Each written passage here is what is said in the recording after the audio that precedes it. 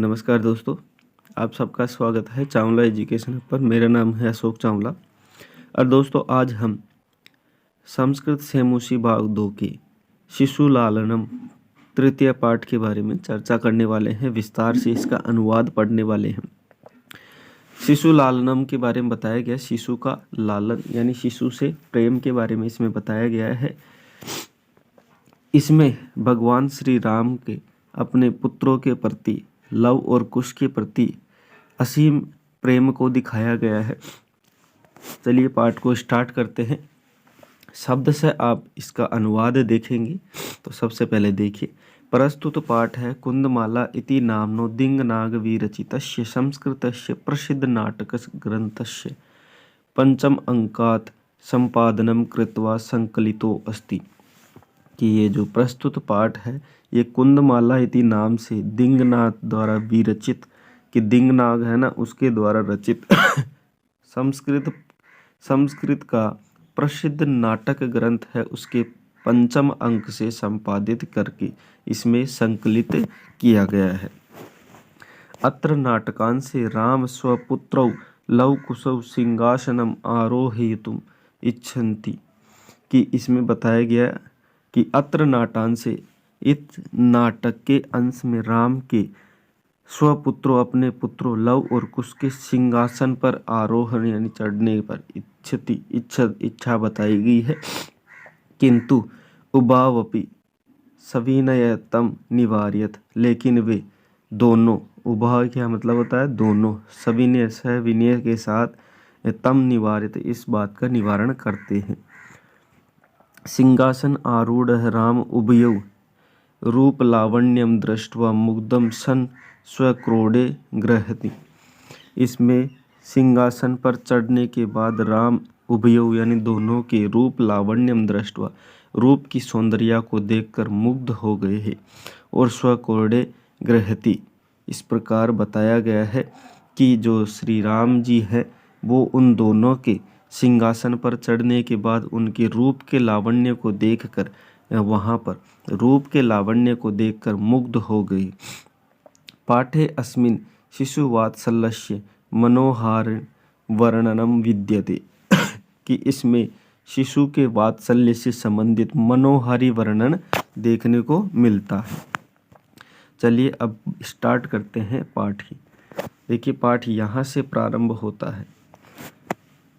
आपको जितने भी यहाँ कोष्टकों में दिखेंगे वो इस बात की स्थिति को दर्शाते हैं कि इसमें बात क्या कही गई है। देखिए, सिंहासनस्थ राम है, सिंहासन बैठे हुए राम, ततः प्रविश्यत विदूषकेन उपदिश्यमान मार्गौ तपसौ लवकुशौ या कुशलवौ। कि यहाँ पे प्रवेश करते हैं, तत् यानी वहाँ प्रवेश करते हैं विदूषक के द्वारा उपदिश्यमान बताए गए मार्ग पे। तपसौ वो तपस्वी कौन, कुश और लव। कुश और लव जो विदूषक ने मार्ग बताया था वहाँ से प्रवेश करते हैं। तो यहाँ पर जो प्रथम जो दृश्य दिखाया गया है वो ये दिखाया गया है कि लव और कुश दोनों प्रवेश कर रहे हैं। किस रास्ते से, जिस रास्ते से विदूषक ने उनको बताया। अब विदूषक बताते हुए आ रहा है, इतः इतः आर्यो, इधर से आर्यो। वह आर्य उस समय का सम्मान सूचक शब्द बताया जाता है, इसलिए आर्य शब्द से संबोधित किया जाता है सम्मान देने के लिए। अब लवकुश रामम उपसृत्य प्रणम्य च, राम के पास उपसृत्य पहुँचते हैं और प्रणम्य च यानी प्रणाम भी करते हैं। अपि कुशलम महाराजस्य, क्या महाराज आप कुशल हैं, ऐसे करके वो प्रश्न करते हैं। उसके बाद राम उनसे कहते हैं, युष्मद् दर्शनात् युष्मद् दर्शनात् कुशलम इव, आपके दर्शन से मैं कुशल ही हूँ। बहुतो किम वयम अत्र कुशलम प्रश्नस्य भाजनम खांसी चल रही है इसलिए कई बार। बहुतो किम, क्या आप दोनों, वयम अत्र यहाँ पर, कुशलम प्रश्नस्य मेरा कुशल भाजनम जानने के लिए ही है, न पुनरअतिथि जन समुचितस्य कंठाश्लेषस्य, ये ऐसे कहते हैं भगवान श्री राम कि आप दोनों यहाँ पे मेरे कुशलता का प्रश्न पूछने ही आए हैं क्या अतिथि को गले लगाना, क्या अतिथि का समुचित सत्कार करना और गले लगाना यहाँ पे नहीं है। तो ये हम पे बताते हैं परिष्वज्य, दोनों को गले लगाते हुए अहो हृदयग्राही स्पर्शी, तुम्हारे जो हृदय को लगाना है, स्पर्शी करना है, तुम्हारे को स्पर्श करना है, वो हृदयग्राही है। यानी आप दोनों से गला मिलना या स्पर्श करना मेरे लिए हृदयग्राही है, बहुत ही ज़्यादा अच्छा है। अब देखिए आसनार्दम उपवेश्यति, आसनार्दन उपवेश्यति यानी आसन पर बैठते हुए, वो क्या कहते हैं दोनों। राजासनम खलवे तत् न युक्तम अध्यासितुम, कि वो दोनों कहते हैं कौन, कि लव और कुश कहते हैं कि राजासनम खलवीत है, कि राजा के आसन पर बैठना गलत है, न युक्तम अध्यासितुम, और यहाँ पर बैठना क्या है, युक्त नहीं है, युक्तिगत नहीं है, अच्छा नहीं है। तो राम कहता है स्वधानम च चरित्र लोपाय, क्या किसी के कहने पर आप यहाँ पर बैठ जाएंगे तो चरित्र लोपाय, आपका चरित्र का लोप नहीं होगा। तस्माद अंकम, की तस्माद उस अंक पर यानी उसकी गोद पर, व्यवहितम अध्यासताम सिंहासनम, कि मेरे कहने पर आप सिंहासन पर बैठ जाइए। कहाँ पर, तस्माद अंकम, उसकी गोद में, तब तो ऐसा नहीं होगा। अंकम उपवेशति, उसकी गोद में बैठते हैं। अब वापस कहते हैं उभौ, दोनों कहते अनिच्छाम नाटयत, कि अनिच्छा का, उनकी इच्छा नहीं थी वह आसन पर बैठने की, तो उसका नाटक करते हुए कहते हैं राजन अलम अति दाक्षिण, तो वो कहते हैं अलम अति दाक्षिण, कि आप इतनी दयालुता या इतना सम्मान हमारे पर मत दिखाइए। उसके बाद कहते हैं राम कहते हैं अलम अति शालीनतया, कि आप भी इतनी शालीनता मत दिखाइए। ठीक है, क्योंकि वहाँ पर क्या होता है कि जब वो गोद में बैठने की बात करता है तब वो बोलता है कि आप इससे क्या है, आपका जो राजा की सिंहासन पर बैठना इसका भी अपमान नहीं होगा, और आपको मैं चाहता हूँ मेरे सिंहासन पर बैठाना वो भी संभव हो पाएगा, क्योंकि आप सिंहासन पर भी नहीं बैठेंगे और मेरी गोद पर बैठ जाओगे। वो बताता है श्लोक के माध्यम से भवती शिशु जनो वयो अनुरोधात गुणम महताम अपि लालिन्य एव वर्जन्ति हिम करो अपि बाला भावात पशुपति मस्तक केतकी छंदत्वम। इसमें बताते हैं कि जिस प्रकार गुण महताम अपि, जो गुणवान लोग है, बुद्धिमान लोग है, वो लालनीय है। कौन, शिशुजनों, जो शिशुजन है उनके वयो अनुरोधात, कि जो बड़े के अनुरोध करने पर, गुणवान लोगों के कहने पर, कि जो शिशु लोग हैं वो लालनीय होते हैं। क्या है, बुद्धिमान लोगों के लिए या गुणवान लोगों के द्वारा, जो बड़े लोगों के द्वारा शिशु हमेशा कैसे होते हैं, लालनीय, यानी प्रेम करने के लिए ही होते हैं। तो बताया गया कैसे कि व्रजति हिम करो बाल भावात, अपने बाल भाव के कारण, अपने शिशु के बचपन या शिशुपन के कारण ही, हिम करो, जो हिमकर है यानी चंद्रमा है, वो पशुपति यानी भगवान शिव के मस्तक पर केतकी छंदन, केतकी छंद के रूप में व्रजति विराजमान है। कि आप तो क्या बात करते हो, गुणवान लोग हैं, वयोवृद्ध लोग हैं, उसके द्वारा तो क्या है, शिशु सभी शिशु क्या है, लालन के योग्य है। उसी प्रकार जिस प्रकार भगवान शिव के मस्तक केतकी के छंद के रूप में है ना, केतकी की पुष्प की तरह हिमकर यानी जो चंद्रमा है वो विराजमान है। अब चंद्रमा भी भगवान शिव के मस्तक पर विराजमान है, तो वो भी अपने किसके, बाल भावात के कारण ही विद्यमान है। उसके बाद राम बताते हैं एषः बहुतो सौंदर्यम अवलोक्य जनिते कौतूहलेन पृच्छामि, कि मैं आपके सौंदर्य को देखकर कौतूहल यानी मैं यहाँ पर परेशान हूँ, इसलिए पृच्छामि पूछ रहा हूँ। क्या पूछ रहे हो, क्षत्रिय कुल पितामहो सूर्य चंद्रयो को वा बहुतोर वंशस्य कर्ता, कि आपके वंश के कर्ता क्षत्रिय कुल के पितामह सूर्य है या चंद्र है, वा का प्रयोग है अथवा के लिए आता है, सूर्य या अथवा चंद्र में से कौन है, इस प्रकार के वो प्रश्न करते हैं। अब लव जवाब देता है कि भगवान सहस्त्रदिति, कि वो बताते हैं कि हमारे जो वंश के कर्ता हैं वो कौन है? सहस्त्रदिति यानी भगवान सूर्य है।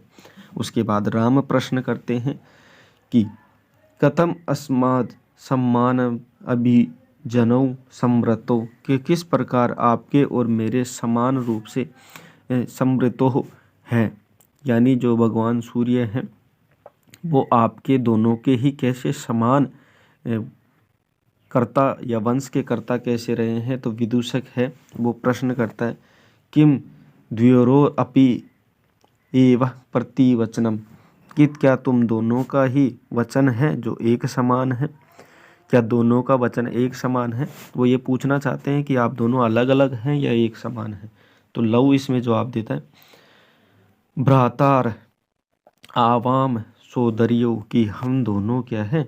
सहोदर भाई हैं, एक ही माता से उत्पन्न दो पुत्र हैं, इसलिए हम सहोदर भाई हैं। अब राम इसमें जवाब देते हैं समरूपम सारी शरीर सन्निवेश वयसस्तु न किंचिद अंतरम, कि समान रूप, समरूप यानी समान रूप है तुम्हारे शरीर के सन्निवेश को देखकर। वयसस्तु यानी वयस यानी आयु में भी तुम, न किंचिद अंतरम तुम्हारी आयु में भी कोई अंतर नहीं है, फिर तुम एक माता के दो पुत्र कैसे हो सकते हो? अब लव कहता है कि आवाम यमलऊ, आवाम यानी हम दोनों, यमलऊ यानी जुड़वा है। उसके बाद राम कहते हैं संप्रति युज्यते, फिर तो ठीक है। किम नाम देयम, आपका नाम क्या है? तो लव पहले सबसे पहले बताता है कि आर्यस्य वंदनाया लव इति आत्मानम श्रावयामि, कि आर्य की वंदना में लव आत्मानम यानी मुझे, श्रावयति ऐसा सुना जाता है। कुछ निर्देश्य, कुछ को निर्देशन देते हुए आर्य अपि गुरु चरण वंदनायाम, इस प्रकार कहते हुए तभी कुछ बोल देता है बीच में अहम अपि कुश इति नामनः श्रावयामि, कि मुझे भी कुश इति नाम से सुना जाता है। अब राम कहता है अहो उदारतम्यः समुदाचार है, कि तुम्हारा ये उदार जो स्वभाव है, है ना, समुदाचार है, ये मुझे बहुत पसंद आया। किम नाम देव भवतोर गुरु, कि तुम्हारे गुरु का क्या नाम है? इस प्रकार से वो वापस प्रश्न करता है भगवान श्री राम। उसके बाद देखिए लव दोबारा उत्तर देता है कि ननु भगवान वाल्मीकि, निश्चय ही, ननु का क्या मतलब होता है? निश्चय ही भगवान वाल्मीकि है हमारे गुरु। अब राम प्रश्न करते हैं केन संबंधेन, किस संबंध से तुम्हारे गुरु है वाल्मीकि? तो लव कहता है उपनयन उपदेश उपनयन उपदेशेन, कि हमारे को जो जनेऊ धारण होता है उसे ही उपनयन संस्कार कहा जाता है, कि उपनयन संस्कार हमारे को भगवान श्री वाल्मीकि ने करवाया था, इसलिए हमारे गुरु ही कौन है? भगवान वाल्मीकि। अब राम कहता है अहम अत्र बहुतो जनकम नामतो वेदुतम इच्छामि। अब वो कहता है अहम अत्र, कि अब तो मैं बहुतोर आपको, जनकम आपके, जनक के नाम तो वेदुतम इच्छामि जानना चाहता हूँ। फिर लव कहता है नहीं जानाम्यहम नामधेयम, मैं उनका नाम नहीं जानता हूँ।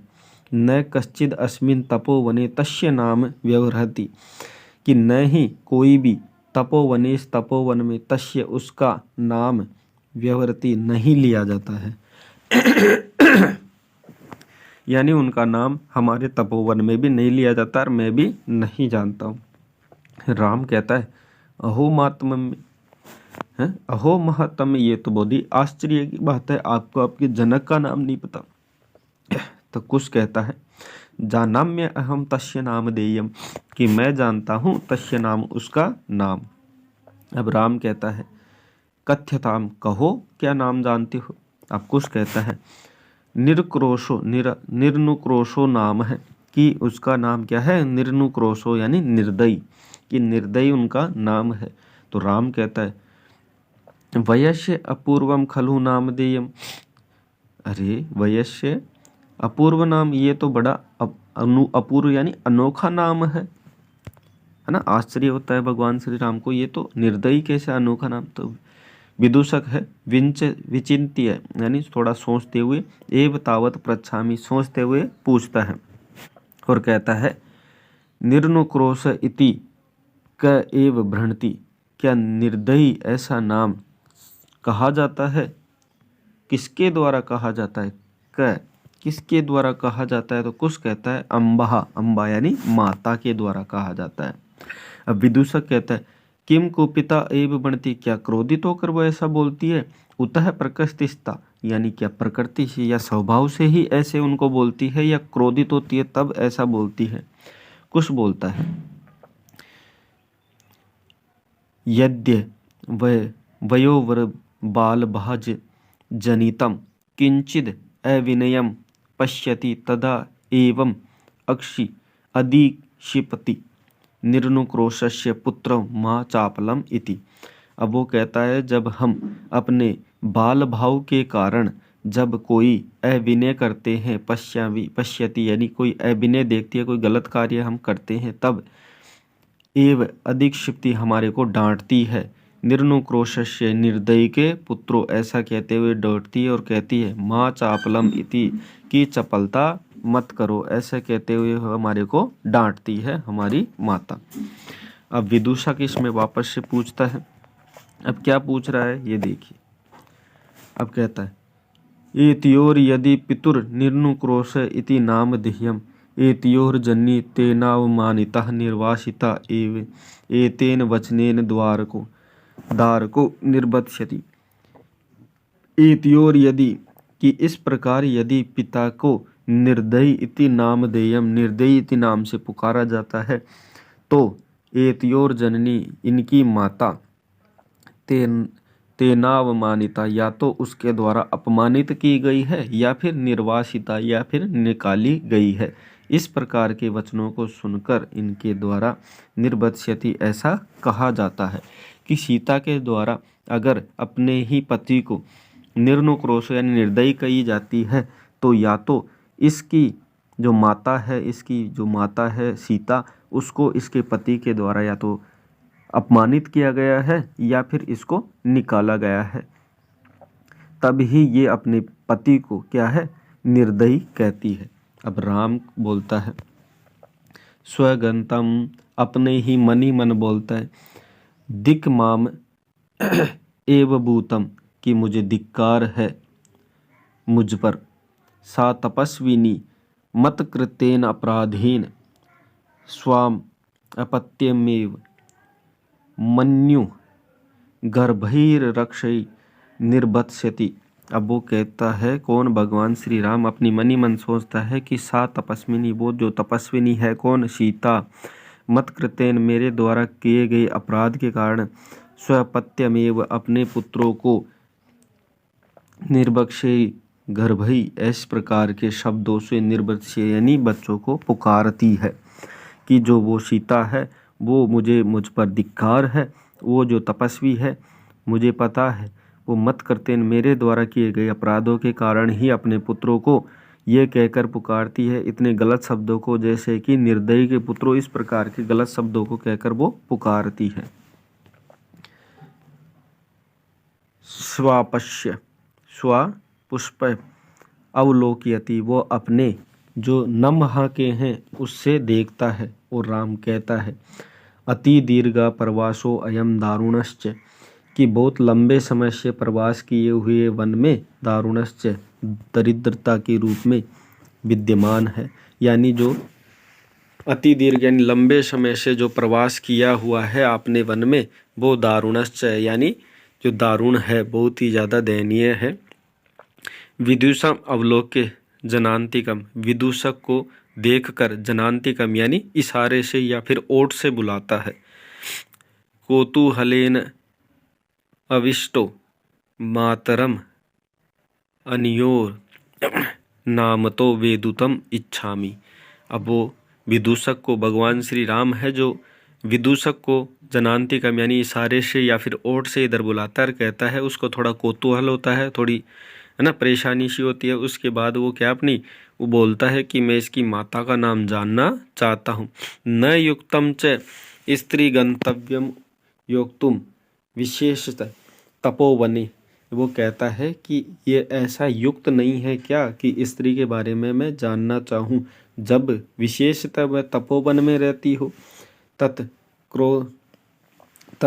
को अभ्याप्युत्याय, तो वो कहता है को अत्रा अभ्युपाय, क्या इसका क्या उपाय किया जाए कि मैं इसकी माता का नाम तो जानना चाहता हूँ, लेकिन इसकी माता क्या है, एक स्त्री है, तो स्त्री के बारे में पूछना। और जब वो विशेषतः तपोवन में निवास करती है ऐसी जगह पूछना थोड़ा कठिन है, तो आप क्या करें, इसका क्या उपाय निकाला जाए, इस प्रकार से वह विदूषक से इशारे से पूछता है। तब विदूषक जनान्तिकम इशारे से ही कहता है कि अहम पुनः पृच्छामि, मैं दोबारा पूछता हूँ। अब प्रकाशम, सभी का ध्यान इकट्ठा करते हुए, किम नाम दे या युवोर जननी कि किम नाम दे या युवोर जननी, कि तुम्हारी माता का नाम क्या है। अब लव बताते तस्य द्वे नामानि, कि तस्य द्वे नामनी, कि उनके दो नाम है। अब विदूषक कहता है कथम इव, किस प्रकार।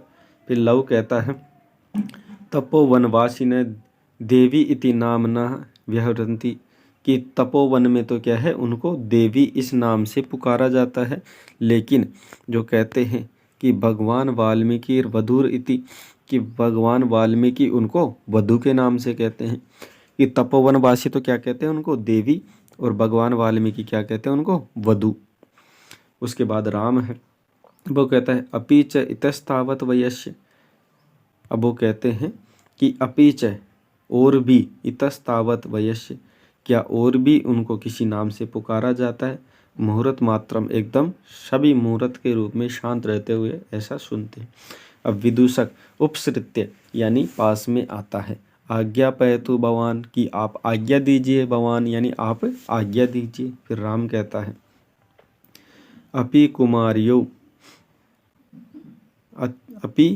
कुमार्यो अनियोर अस्माकं च सर्वथा समरूपम कुटुंब वृत्तांत है।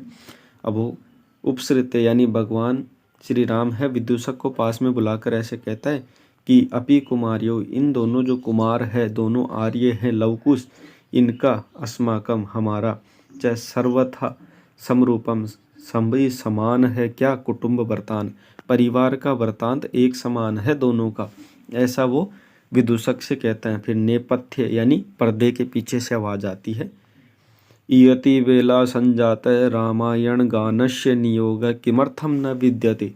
इयति वेला संजात, इतना समय हो गया है, रामायण गानस्य नियोग, रामायण गान का कार्य, नियोग यानी कार्य, किमर्थम न विद्यते, क्यों नहीं हो रहा है। क्या है, यह सभी नाटक के रूप में चल रहा है। तो नेपथ्य होती है यानी पर्दा, जब नाटक में जो पर्दा गिरता है ना, उस पर्दे के पीछे से आवाज आती है कितना समय हो गया है, रामायण का गान जो यहाँ पे होने वाला है उसका कार्य अभी तक प्रारंभ क्यों नहीं हुआ है। तब फिर उबव वो दोनों कहते हैं कि राजन उपाधेय दूतो असमान तवरीति, कि जो यहाँ पर राजा के दूत हैं, हमारे मुनियों के दूत हैं, वो हमारे को तवरीयत यानी जल्दी करने के लिए निर्देश दे रहे हैं। तब राम कहता है मया अपि सम्माननीय एव मुनि योगो, वो कहते हैं कि मया अपि, मेरे द्वारा भी सम्माननीय है, एव मुनि योगे, मुनियों का क्या है आदेश, जो मुनियों का आदेश है मेरे लिए भी सम्माननीय है। तथा ही इस प्रकार है, भवन्तो गायन्तो कविर अपि पुराणो व्रत निधिरः, गिराम संदर्भो अयम प्रथम अवतीर्णो वसुमतीम, कथा चेयम श्लाघ्यः सर्षिरुहनाभस्य नियतम पुनाति श्रोतम रमयति च सो अयम परिकरः। अब वो कहता है कि भवन्तो गायन्तो, आपके द्वारा ये गाया जाने वाला जो रामायण का गान है, कबीर अपि पुराणों व्रत नदी, जो पुराणों की व्रत नदी में लिखा गया है, कौन, भगवान वाल्मीकि के द्वारा लिखा गया है। और गिराम संदर्भो प्रथम अवतीर्णो वसुमती, ये पृथ्वी पर उत्तीर्ण होने वाला प्रथम संदर्भित काव्य है। कथा चेयम श्लाघ्य, और जो ये कथा है, चेयम श्लाघ्य सर्षिरुहनाभस्य यानी भगवान विष्णु के द्वारा, चेयम यानी श्लाघ्या में रखी गई है। पुनाति श्रोतम, और ये श्रोतम यानी सुनने में, रमयति यानी सुंदर और रमणीय है, सो अयम परिकर है, तो इसको तो सुनना ही क्या है लाभकर है, यानी सभी के लिए अच्छा है। अब वो बताते हैं इस श्लोक के माध्यम से कि आप दोनों के द्वारा इसका गायन किया जाना और भगवान वाल्मीकि के द्वारा इसको लिखा जाना और पहली बार इस पृथ्वी पर इसका अवतरित होना और भगवान विष्णु के निर्देशन में इसको उसके समक्ष गाया जाना, ये सभी के लिए सुनना और इसका ज्ञान करना क्या है, सो अयम परिकर है, सबके लिए लाभकर है। तो ऐसी कथा को सुनने के लिए तो मैं भी तैयार हूँ। अब वो कहते हैं वयस्य अपूर्वो अयम मानवानाम सरस्व अवतार है, कि ये सभी मानवों के लिए क्या है, अच्छा है, सुंदर है। तद्यम तद अहम सुहजन साधारणस्य श्रोतुम इच्छामि। तो इसको सुहृदय सभी के लिए, जन साधारण के लिए श्रोतुम इच्छामि सुनना चाहिए। अब है सन्निधीयताम सभासद। सन्निधीयताम यानी बैठ जाइए, सभासद सभी सभासद वहाँ पर बैठ जाइए, अपने अपने स्थान ग्रहण कर लीजिए। अब यहाँ पे है प्रेष्यताम अस्मद अंतिकम सौमित्री, की भेजिए, प्रेषिताम यानी भेजिए, अस्मद यानी सौमित्री यानी सुमित्रा नंदन जो लक्ष्मण है ना, सुमित्रा नंदन लक्ष्मण, सुमित्रा के पुत्र है लक्ष्मण, उसको यहाँ पर प्रेषितम यानी भेजिए, अंदर भेजिए। अहम अपि एतियो चिरासन परिखेदम विहरणम कृत्वा अपनयामी, कि मैं भी इसको सुनता हूँ और सभी इसको सुनते हुए और बाकी सब सुनकर इसको विहरणम कृत्वा अपनयामी यानी इस प्रकार से सभी इसको सुनने के लिए बैठ जाते हैं। इति निष्क्रांता सर्वे, इस प्रकार इस कथा को सुनकर सभी इति निष्क्रांता सर्वे सभी निकल जाते हैं। तो दोस्तों ये थी शिशु लालनम संबंधित आज की हमारी संपूर्ण अनुवादित पाठ, जो कि शेमुशी बाग 2 की संपूर्ण अनुवादित पाठ है, जो कि आज हमने विस्तार से जाना और इसको पढ़ा। दोस्तों ये पाठ संपूर्ण तरीके से आपको कितना समझ में आया कमेंट करके अवश्य बताइए, और अगले पाठ के साथ मिलेंगे अगले वीडियो में। वीडियो अच्छा लगा तो वीडियो को जरूर लाइक करिए और अपने दोस्तों में अवश्य शेयर करिए। बाकी मिलते हैं अगले वीडियो में। वीडियो देखने के लिए आपका बहुत बहुत धन्यवाद।